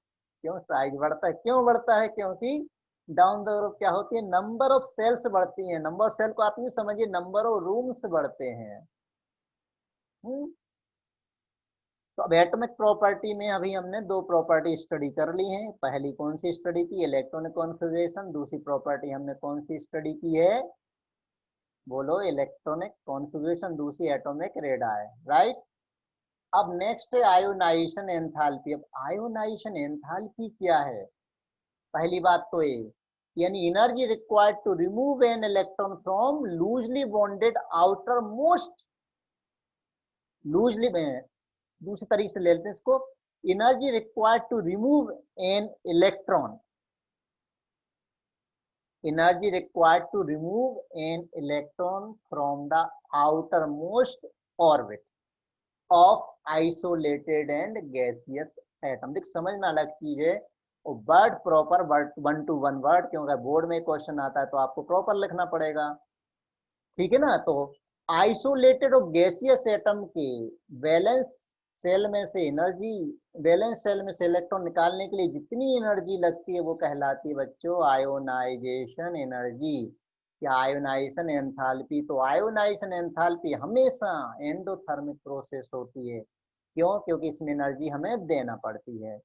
तो अब फ्लोरीन या हेलोजेंस ले लें तो हेलोजेंस के बैलेंस सेल में 7 इलेक्ट्रॉन है, एक इलेक्ट्रॉन की जरूरत है, तो ये इलेक्ट्रॉन डोनेट करने की बजाय गेन करना ज्यादा पसंद करते हैं। इसका मतलब है कि अगर इन्हें इलेक्ट्रॉन लूज करना हो तो लूज करने के लिए एनर्जी बहुत ज्यादा लगेगी। ओके, लेकिन down the group ionise energy कम होती जाएगी। क्यों कम होती जाएगी? साइज बढ़ेगा। यहाँ साइज बढ़ेगा तो force of attraction between the outer electron and nucleus decrease होगा, इसलिए down the group ionise energy कम हो जाएगी। अब देख लीजिए, वैसे भी फ्लोरीन के आयोनाइज एनर्जी कितनी है, 1680 क्लोरीन, 1256 ब्रोमीन, 1142 आयोडीन, 1008। तो down the group continuously ionize energy बच्चों डिक्रीज हो रही है। ठीक, अब यहाँ पर आइसोलेटेड और गैसियस टर्म हमने क्यों यूज की है, इसके लिए आपको पीरियोडिक प्रॉपर्टी का एपिसोड देखना पड़ेगा, राइट। इनको हर फैमिली में हम इनको डिस्कस करेंगे तो फिर उस चैप्टर को पढ़ने का कोई मीनिंग नहीं रहेगा, इसलिए आप उसको डिस्कस घर पे जरूर करिएगा, उस लेक्चर को ध्यान से देख लीजिएगा। ओके बच्चों, तो ये बात आपको समझ में आ गई होगी। तो आयोनाइजेशन एंथैल्पी का ऑर्डर क्या है, डाउन द ग्रुप कम हो रही है, तो सबसे ज्यादा फ्लोरीन, उससे कम क्लोरीन, फिर ब्रोमीन, फिर आयोडीन। अब नेक्स्ट टर्म में इलेक्ट्रॉन गेन एंथैल्पी और इलेक्ट्रॉन एफिनिटी टर्म से है, पता है। एफिनिटी हमने नाइट्रोजन फैमिली में भी बात डिस्कस की थी, ऑक्सीजन फैमिली में डिस्कस की थी। इलेक्ट्रॉन एफिनिटी का मतलब क्या है, इलेक्ट्रॉन को बाइंड करने की पावर, उसे हम कहते हैं इलेक्ट्रॉन एफिनिटी। अब इलेक्ट्रॉन गेन एंथैल्पी क्या है, इलेक्ट्रॉन को गेन करने पर जो एनर्जी में चेंज होता है वो इलेक्ट्रॉन गेन एंथैल्पी, राइट। तो electron affinity is equal to negative gain enthalpy. Negative का मतलब क्या, नेगेटिव का मतलब क्या, जब एक इलेक्ट्रॉन ऐड होगा, इलेक्ट्रॉन ऐड होगा तो एनर्जी रिलीज होनी चाहिए। तो क्या हमेशा रिलीज होती है? जी नहीं, ऐसा कोई रूल नहीं है कि हमेशा एनर्जी रिलीज होती है। नाइट्रोजन की गेन एंथैल्पी पॉजिटिव है, नोबल गैसेस की गेन एंथैल्पी पॉजिटिव है, बेरिलियम की गेन एंथैल्पी पॉजिटिव है, ठीक, फर्स्ट गेन एंथैल्पी, सेकंड भी पॉजिटिव होगी। ऑक्सीजन की फर्स्ट नेगेटिव लेकिन सेकंड पॉजिटिव है, लेकिन हेलोजन में सभी की गेन एंथैल्पी क्या है, नेगेटिव है। यानी जितनी ज्यादा एनर्जी निकलेगी उतनी जल्दी वो इलेक्ट्रॉन एक्सेप्ट करेगा, राइट। तब ये बात तो हमें समझ में आ गई इतनी। तो इसके हिसाब से तो क्या होना चाहिए, इलेक्ट्रॉन को अगर हमें एक्सेप्ट करना है तो फ्लोरीन का साइज छोटा है, तो फ्लोरीन का साइज छोटा है तो फ्लोरीन के न्यूक्लियस से जो एडेड इलेक्ट्रॉन वो पास में होगा, अट्रैक्शन ज्यादा होगा, तो इसकी एफिनिटी या नेगेटिव गेन एंथैल्पी ज्यादा होनी चाहिए, क्लोरीन की कम होनी चाहिए। लेकिन यहाँ ऐसा नहीं होता है, सेकेंड पीरियड के एलिमेंट की gain enthalpy, negative gain enthalpy कम है और थर्ड पीरियड के एलिमेंट की नेगेटिव गेन एंथैल्पी ज्यादा है। रीजन क्या है, रीजन इसका ये है कि, पहले इसको हम कंप्लीट कर लें रीजन, पहले तो इसको कंप्लीट कर लेते हैं कि जो इलेक्ट्रॉन गेन एंथैल्पी है हेलोजेंस की सबसे ज्यादा होती है, टेबल में सबसे ज्यादा है क्लोरीन के, क्या है रीजन, अभी हम आगे बात करने वाले इसमें। और डाउन द ग्रुप क्या होनी चाहिए, नेगेटिव गेन एंथैल्पी रेगुलरली कम होती जानी चाहिए, लेकिन रेगुलर ऑर्डर यहाँ पर नहीं होता है, राइट। तो नेगेटिव गेन एंथैल्पी फ्लोरीन की कम है, क्लोरीन से ज्यादा है, बात आ गई यहाँ पर, तो उसको हम डिस्कस कर लेते हैं कि ऐसा यहाँ पर क्यों होता है। देखिए फ्लोरीन की कितनी है, -333 है, क्लोरीन की कितनी है, -349, और ब्रोमीन की कितनी है, -325, आयोडीन कितनी है, -296। ये क्या है, गेन एंथैल्पी, राइट। तो बच्चों इधर देखिए आप, फ्लोरीन का कॉन्फ़िगरेशन है मालूम है, फ्लोरीन का कॉन्फ़िगरेशन क्या था, 1s2 2s2 और 2p5, राइट। क्लोरीन का कॉन्फ़िगरेशन क्या था, 1s2 2s2 2p6 3s2 और 3p5। अब मुझे बताइए कौन सा ऑर्बिटल छोटा है कौन सा बड़ा है, यहाँ पर जो इलेक्ट्रॉन आएगा वो 2p में आएगा, यहाँ पर इलेक्ट्रॉन आएगा वो 3p में आएगा। अगर 2p और 3p ऑर्बिटल को हम कंपेयर करें तो ऐसे कंपेयर कर लीजिए, जैसे अगर ये 2p ऑर्बिटल है तो 3p का साइज बहुत बड़ा होगा। आप 2p ऑर्बिटल का मतलब छोटा रूम ले लीजिए, 3p ऑर्बिटल का बड़ा रूम ले लीजिए। 2p को हम यूं समझ लेते हैं कि 10x10 का रूम है, और 3p को हम समझ लेते हैं 20x20 का रूम है, राइट। 20x20 के रूम में यहाँ पर भी 5 इलेक्ट्रॉन है, शेल में बता रहा हूँ ना, ऑर्बिटल नहीं, ये ऑर्बिटल बनाया मैंने, शेल बनाओगे तो 3p ऑर्बिटल आ जाएंगे एक शेल में, तो p सब शेल में 5 इलेक्ट्रॉन है, ओके। यहाँ पर ही पी सब सेल में कितने इलेक्ट्रॉन है, 5 इलेक्ट्रॉन है, तो 2p का साइज छोटा है। तो हालांकि फ्लोरीन के लिए इनकमिंग इलेक्ट्रॉन का अट्रैक्शन ज्यादा है, क्लोरीन के लिए अट्रैक्शन कम है, क्यों, क्योंकि डिस्टेंस ज्यादा है, डिस्टेंस ज्यादा है। फ्लोरीन में देखिए 2 शेल हैं, एक में 2 इलेक्ट्रॉन है, एक में 5 इलेक्ट्रॉन है, ये फ्लोरीन की कहानी है। क्लोरीन के केस में कितने शेल हैं, 3 शेल हैं, एक में 2 इलेक्ट्रॉन, एक में 8 इलेक्ट्रॉन, एक में 5 एक में, मैंने गलत लिख दिया है, 7 इलेक्ट्रॉन है, पहले में 2 दूसरे में 7, यहाँ 2 8 और 7 इलेक्ट्रॉन है। तो इसमें हमें यहाँ पर एक इलेक्ट्रॉन ऐड करना है, यहाँ पर भी एक इलेक्ट्रॉन ऐड करना है। अब एक इलेक्ट्रॉन ऐड करना है तो वो इलेक्ट्रॉन आउटर मोस्ट सेल में आएगा, तो यहाँ पर देखिए यहाँ से डिस्टेंस कम है, यहाँ डिस्टेंस ज्यादा है, और आपने फिजिक्स में पढ़ रखा है force of attraction is inversely proportional to the square of the distance between them. तो ये डिस्टेंस बढ़ेगा तो फोर्स कम होगा। तो हालांकि फ्लोरीन में अट्रैक्शन ज्यादा है, क्लोरीन में कम है, लेकिन आने वाला सिर्फ अट्रैक्शन ही नहीं देखेगा, वो देखेगा कि यार मैं वहां पे आराम से रह भी सकता हूँ कि नहीं रह सकता हूँ। तो वो इलेक्ट्रॉन बोलेगा फ्लोरीन की तो क्या झोपड़ी है, 10x10 का कमरे है, 5 लोगों को फंसा रखा है, क्लोरीन का बड़ा भारी महल है, 20x20 का है, उसमें ही 5 इलेक्ट्रॉन है, उसी साइज के हैं, तो मैं क्लोरीन में क्यों नहीं चला जाऊं। तो इलेक्ट्रॉन आसानी से क्लोरीन में चला जाता है। तो यहाँ पर इलेक्ट्रॉन एफिनिटी का ऑर्डर क्या होना चाहिए, फिर क्लोरीन का ज्यादा, फ्लोरीन की कम, उससे कम ब्रोमीन, उससे कम आयोडीन, उससे कम एस्टेटीन। ये इलेक्ट्रॉन एफिनिटी का ऑर्डर है, या फिर निगेटिव इलेक्ट्रॉन गेन एंथैल्पी का ऑर्डर है, राइट बच्चों, ये बात क्लियर हो गई। तो हाईएस्ट इलेक्ट्रॉन गेन एंथैल्पी पूरे टेबल में किसकी होती है, क्लोरीन की होती है। आई थिंक आपको ये बात समझ में आ गई होगी, यहाँ कोई समस्या तो नहीं, रिप्लाई करें, कोई समस्या नहीं। गुड, कोई प्रॉब्लम हो बाद में डिस्कस कर लीजिएगा। चलिए नेक्स्ट प्रॉपर्टी इलेक्ट्रोनेगेटिविटी। अब इलेक्ट्रॉन एफिनिटी वो आयोनाइज एनर्जी आइसोलेटेड एटम की प्रॉपर्टी है, लेकिन जो इलेक्ट्रोनेगेटिविटी है वो आइसोलेटेड एटम की प्रॉपर्टी नहीं है, वो बॉन्डेड एटम की प्रॉपर्टी है। यानी इलेक्ट्रोनेगेटिविटी क्या है एक्चुअल में, बॉन्डेड, दो बॉन्डेड एटम है किसी मॉलिक्यूल में। यानी यूं समझिए कि दो दोस्त हैं, खाना खाने के लिए गए, राइट, पैसे आधे आधे मिला, 50-50 रुपए मिला, एक खाने की थाली आई। एक दोस्त की नीयत खराब हो गई आपके, उसने उस थाली को थोड़ा अपनी तरफ खिसका लिया। तो मैं कहूंगा जिसने इस थाली को अपनी तरफ खिसका लिया, मैं कहूंगा यही मोर इलेक्ट्रोनेगेटिव है, यही बदमाश मोर इलेक्ट्रोनेगेटिव है, जो शेयर्ड इलेक्ट्रॉन पेयर को अपनी तरफ खिसका लेता है। बात समझ में आ गई होगी। तो इलेक्ट्रोनेगेटिविटी का मीनिंग क्या है, शेयर्ड पेयर ऑफ इलेक्ट्रॉन को थोड़ा सा अपनी तरफ खिसका लेना, डिस्प्लेस कर लेना। तो जो थोड़ा सा अपनी तरफ खिसकाएगा उस पर थोड़ा सा नेगेटिव ज्यादा हो जाएगा, पार्शियल नेगेटिव, वो दूसरे पर पार्शियल पॉजिटिव बढ़ जाएगा। तो सबसे ज्यादा इलेक्ट्रोनेगेटिविटी किसकी होती है, हेलोजेंस की। इसमें किसकी, फ्लोरीन की सबसे ज्यादा है। सेकंड नंबर पे कौन एलिमेंट है सोचो, क्लोरीन ना, सेकंड नंबर पर होता है oxygen. Second most electronegative element है जो ऑक्सीजन। थर्ड नंबर पर कई बुक्स में डाटा दिया है क्लोरीन ज्यादा दिया, नाइट्रोजन ज्यादा दिया है, क्लोरीन का कम दिया है। तो क्लोरीन की इलेक्ट्रोनेगेटिविटी 3.16 समथिंग होती है, जबकि नाइट्रोजन की 3.0 समथिंग है। यानी देखा जाए तो फ्लोरीन, उसके बाद ऑक्सीजन, उसके बाद क्लोरीन, फिर नाइट्रोजन होना चाहिए, राइट। तो fluorine is the most electronegative element in the periodic table. अब इलेक्ट्रोनेगेटिविटी को मेजर करने के लिए कई स्केल हैं, जिसकी स्टडी आपने पीरियोडिक प्रॉपर्टी में कर रखी है। देखिए ओल्ड इज गोल्ड, याद करिए वो पुराने दिन, याद करिए पीरियोडिक प्रॉपर्टी को।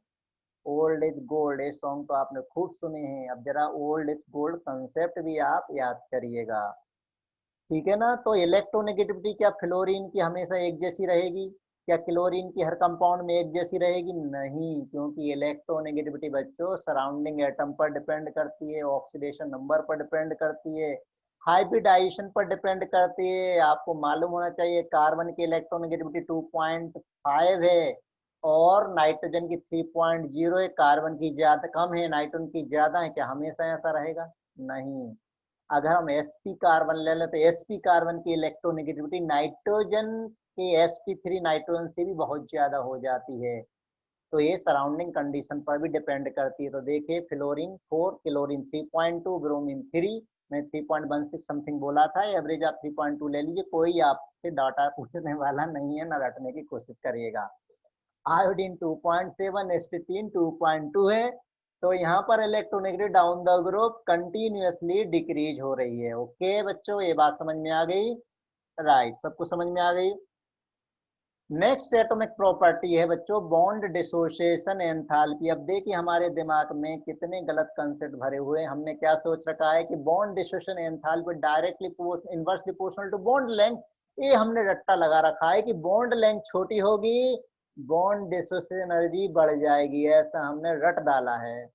ओहो, तो फ्लोरीन का साइज छोटा है, फ्लोरीन का साइज छोटा है तो फ्लोरीन फ्लोरीन के एटम के बीच का डिस्टेंस कम, यानी उसकी बॉन्ड लेंथ कम होगी। उस हिसाब से देखा जाए तो फ्लोरीन की बॉन्ड लेंथ कम, तो बॉन्ड डिस्टेंस एनर्जी ज्यादा होनी चाहिए, लेकिन नहीं होता है। इसलिए यहाँ पर जनरल कंसेप्ट चलता है।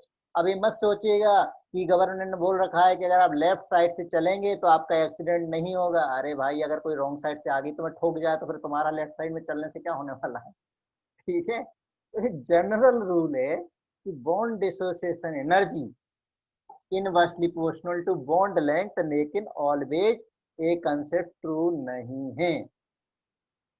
तो bond dissociation energy down the group क्या होती है, कम होती है। लेकिन फ्लोरीन बड़ा घोटाला है फ्लोरीन का। तो देखिए बॉन्ड डिस्ट्रीब्यूशन एनर्जी ऐसा क्यों है, बात करते हैं। फ्लोरीन की 158.8, क्लोरीन की 242.6, ब्रोमीन की 192.8, आयोडीन की 151.1। यानी फ्लोरीन की एनर्जी, फ्लोरीन की बॉन्ड एनर्जी किससे कम हो गई है, ब्रोमीन से भी कम हो गई है। तो सबसे ज्यादा बॉन्ड डिस्ट्रीब्यूशन एनर्जी क्लोरीन की है। अब सवाल ये उठता है कि क्यों? Due to small size and high electronic repulsion between lone pair of electrons in fluorine. अब वो कैसे चलिए देखते हैं, इसको समझने की कोशिश करते हैं।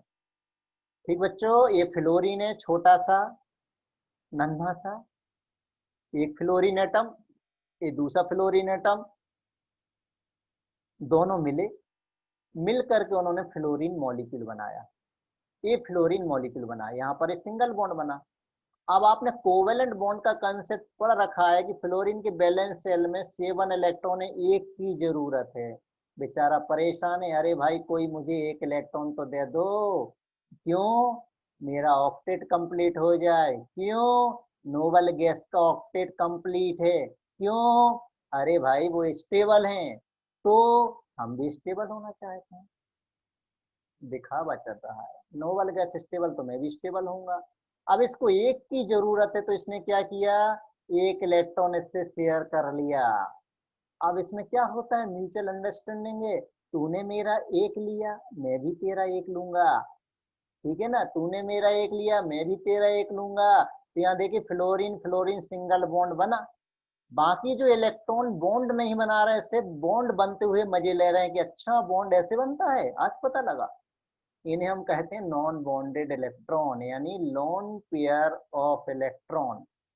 तो बॉन्डेड इलेक्ट्रॉन कितने हैं? 2 ही इलेक्ट्रॉन है, देख लिया हमने, ये 2 इलेक्ट्रॉन ये क्या है? बॉन्डेड इलेक्ट्रॉन है।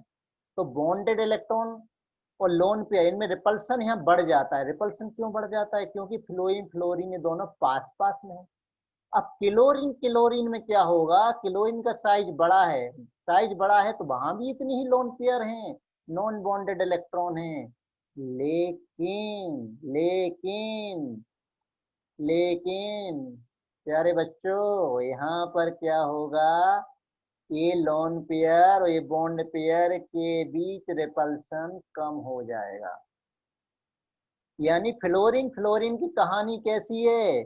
फ्लोरीन फ्लोरीन कहानी कैसी है? एक फ्लोरीन हमारा ये है, राइट, और दूसरा फ्लोरीन हमारा ये है। दोनों में हाथों में हाथ डाल के खड़े हुए जरूर हैं, लेकिन एक कहाँ जाना चाहता है? इधर जाना चाहता है। एक कहाँ जाना चाहता है? इधर जाना चाहता है। बस दुनिया को दिखाने के लिए हाथ को से थोड़ा सा पकड़ रखा है। आप जरा सी एनर्जी दीजिए, ये बॉन्ड बड़ी जल्दी टूट जाएगा। क्यों?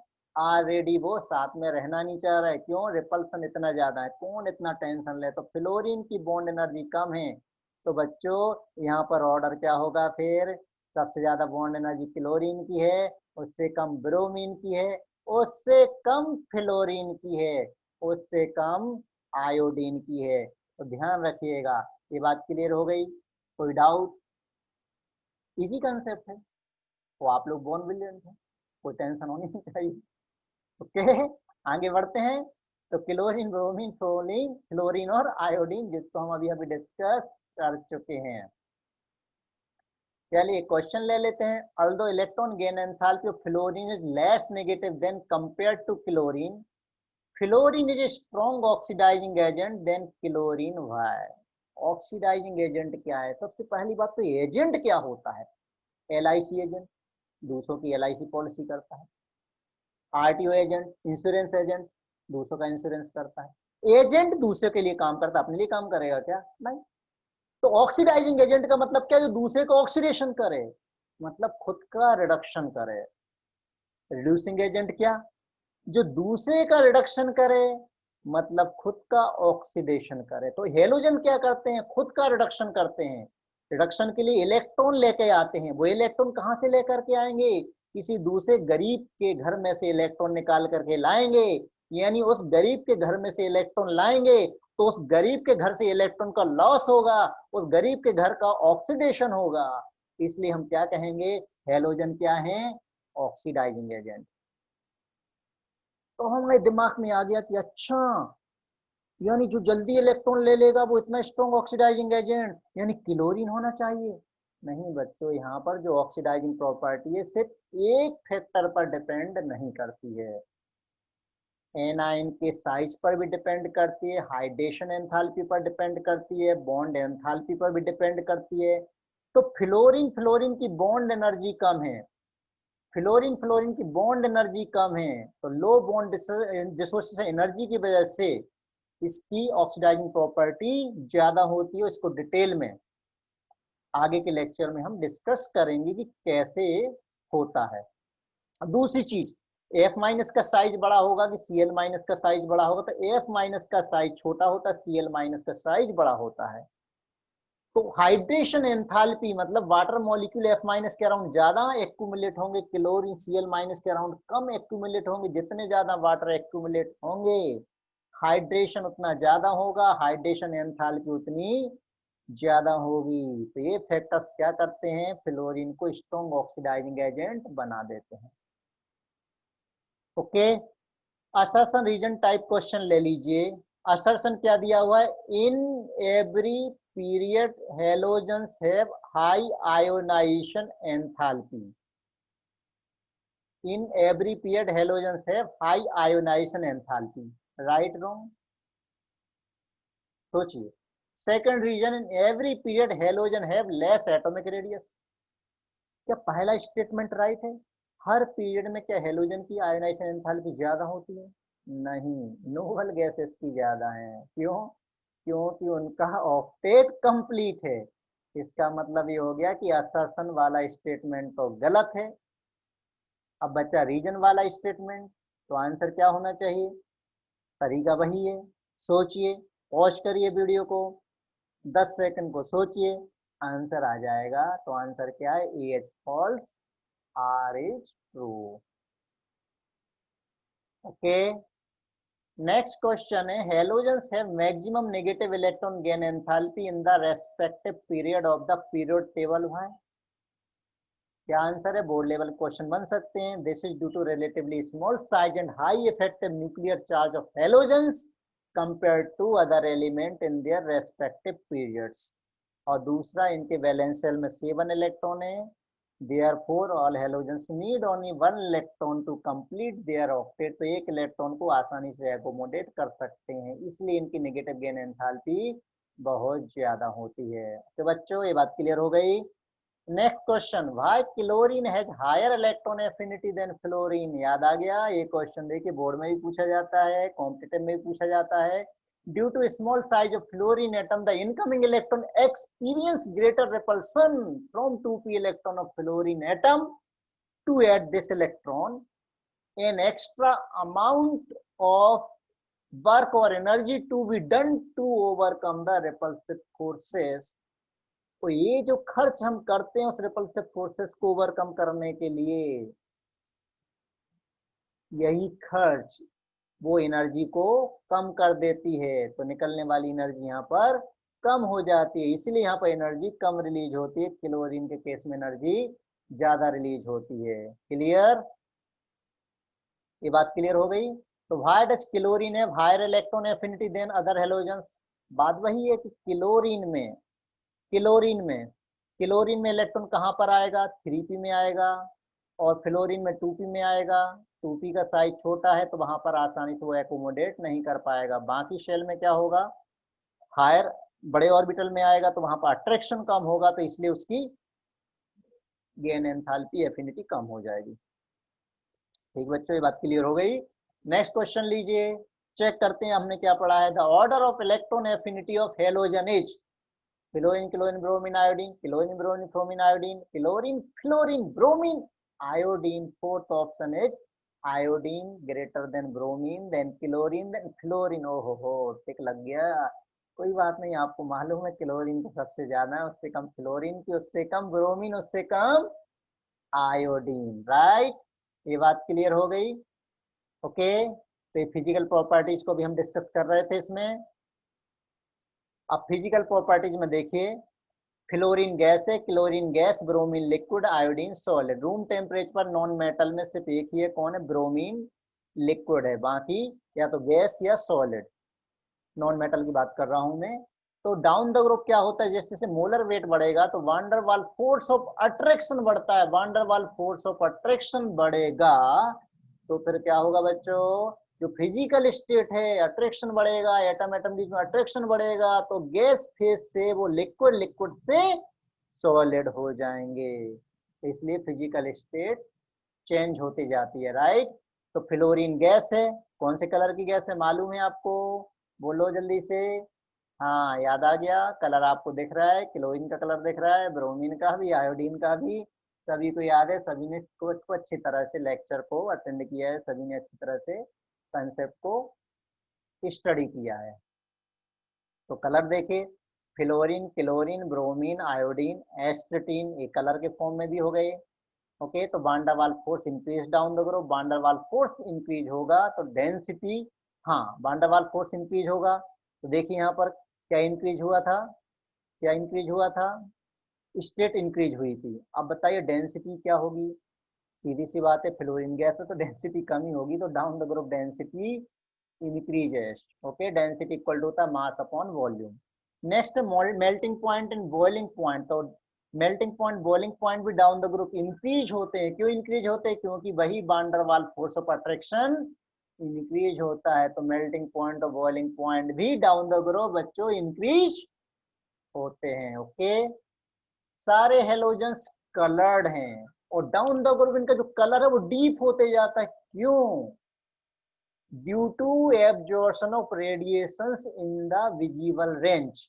तो कलर का कंसेप्ट ये है, देखिए विजिबल रेंज का आपको कलर मालूम, विवग्योर, violet, indigo, blue, VIB, violet, indigo, blue, GYOR, GYOR, green, yellow, orange, red. Okay, तो कलर का कंसेप्ट यहाँ पर है बच्चों कि अगर वो लोअर वेवलेंथ वाले एनर्जी को एब्जॉर्ब करेगा तो हायर वेवलेंथ वाली एनर्जी को ट्रांसमिट करेगा।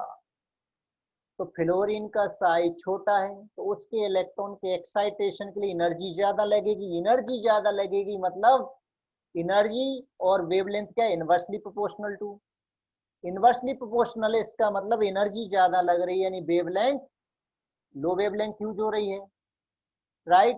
तो वो ट्रांसमिट कौन सी वेवलेंथ को करेगा? हायर वेवलेंथ को।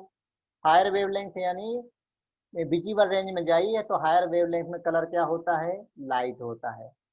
नीचे आयोडीन पर आ जाइए तो आयोडीन में इलेक्ट्रॉन को एक्साइट करने के लिए हमें कम एनर्जी चाहिए। कम एनर्जी चाहिए मतलब वेवलेंथ ज्यादा चाहिए, तो वो ट्रांसमिट किसको करेगा? लो वेवलेंथ को करेगा यानी वॉयलेट को करेगा, इसलिए कलर इसका वॉयलेट हो जाता है। दूसरी बात, एक कलर क्यों शो करते हैं?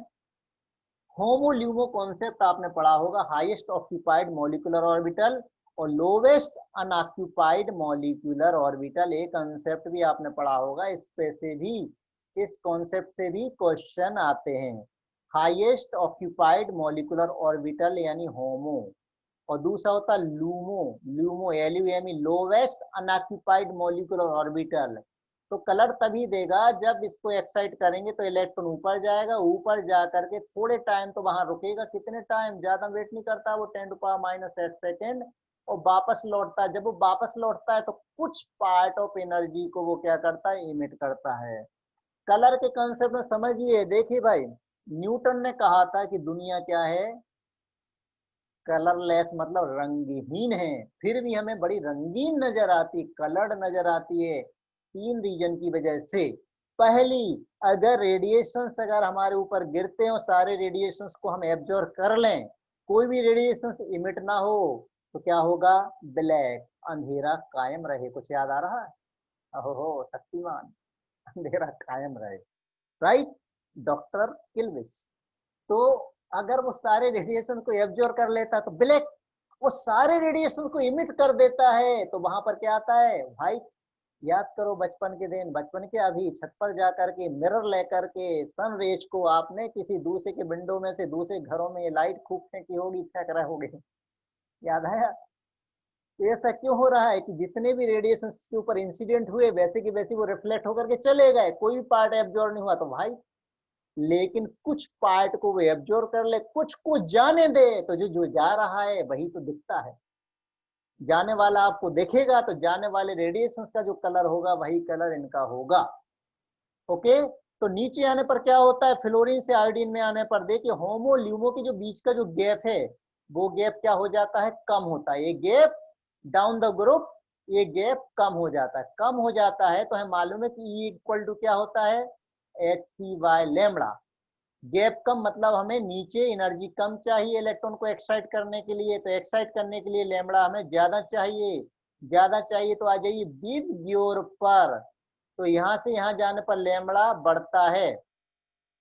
तो इस रेंज में इसको ये एब्जॉर्ब करेगा, तो इमिट किसको करेगा, इस रेंज को इमिट करेगा, इसलिए कलर इसका डार्क होता है। ठीक बच्चों, तो down the group there is deepening in the colour of the halogen, ऐसा क्वेश्चन आता है। होमोल्यूम कंसेप्ट लगा करके प्रीवियस ईयर एग्जाम में, किसी एग्जाम में क्वेश्चन आ चुका है, मुझे एकदम ध्यान नहीं आ रहा है कि जेई में आया है कि नीट में आया है, लेकिन आ चुका है। तो कॉन्सेप्ट आपको समझ में आ गया। विजिबल रेंज आपको मालूम है 4000, एवरेज 4000 से 8000 एमस्ट्रॉन्ग तक इसकी एनर्जी होती है, आपको वेवलेंथ होती है, आपको मालूम है। ओके, तो इंसिडेंट लाइट देखिए इसके ऊपर गिरी, राइट, अनपढ़ इलेक्ट्रॉन उसके पास था, गेट एक्साइटेड, क्यों, एनर्जी को एब्जॉर्ब किया। यानी एनर्जी क्या है इलेक्ट्रॉन के लिए, ग्लूकोज, फटाक से पिएगा, पिएगा, एनर्जी को एब्जॉर्ब कर लिया, एब्जॉर्ब करके ग्लूकोज पीने के बाद आप क्या करते हैं, दौड़ लगाने लगते हैं। ग्लूकोज पिला दो तो इसको पोलियो है, वो भी दौड़ने लगेगा।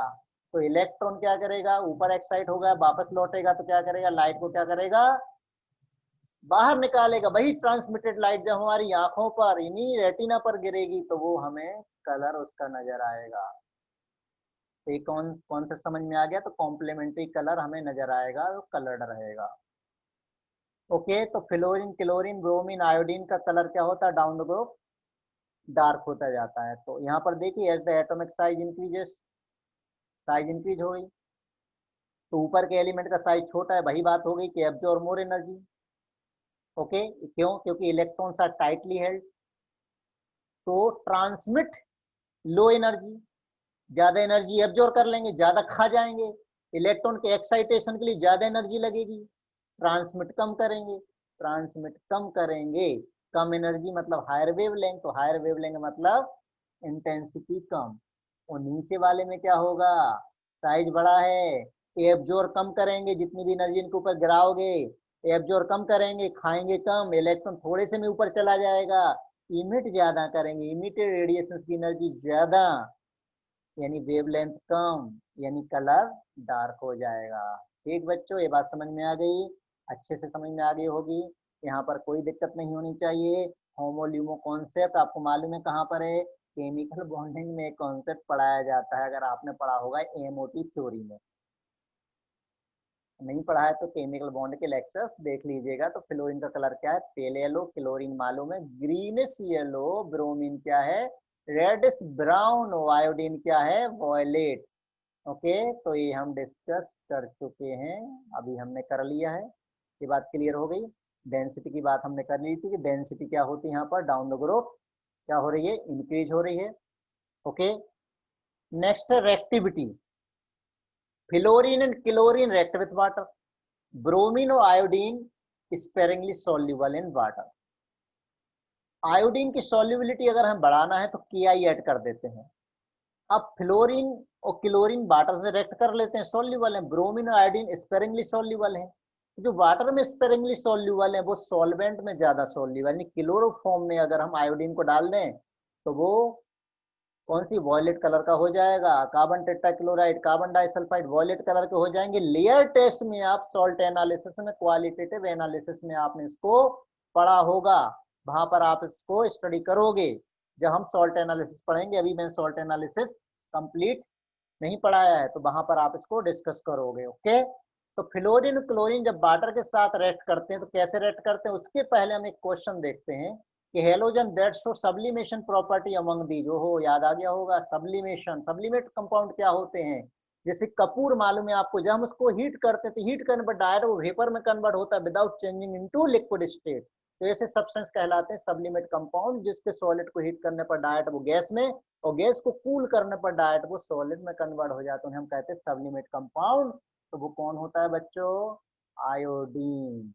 ओहो भूल गया, मैंने आंसर बता दिया, अरे आपको तो मालूम है आयोडीन क्या है, सब्लिमेट कंपाउंड है। हाँ, इससे याद आ रहा हो आपको, देखिए ऐड भी अजीब गरीब आते हैं, पहले एक ऐड आया करता शायद वो अन्नपूर्णा नमक का था। ऐड कैसा आता था, नमक में NaI मिलाते हैं, बड़ा तामझाम बना करके, अन्नपूर्णा नमक आयोडीन को खाने में ही रखे, क्योंकि जब हम पकाते हैं तो आयोडीन उड़ जाता है, सबका आयोडीन उड़ते हुए दिखा रहे हैं, तो इसका आयोडीन खाने में तो उड़ता नहीं है। कुछ तो भी बेवकूफ बनाने वाले काम कैसे भी करके बस उनका माल बिकना चाहिए, ठीक है। तो उससे मुझे याद आ गया, सब लिमिट कंपाउंड है iodine, right.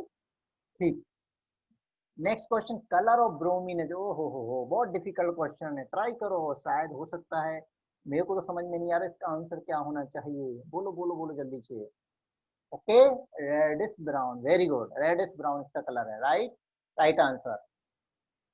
Next, colour of the iodine है जो, हो ये भी बहुत डिफिकल्ट प्रॉब्लम है, क्या कलर है, अरे लिखने के पहले आंसर दे दो ना, क्या है, वॉयलेट, वेरी गुड, इसका कलर क्या है बच्चों, वॉयलेट कलर।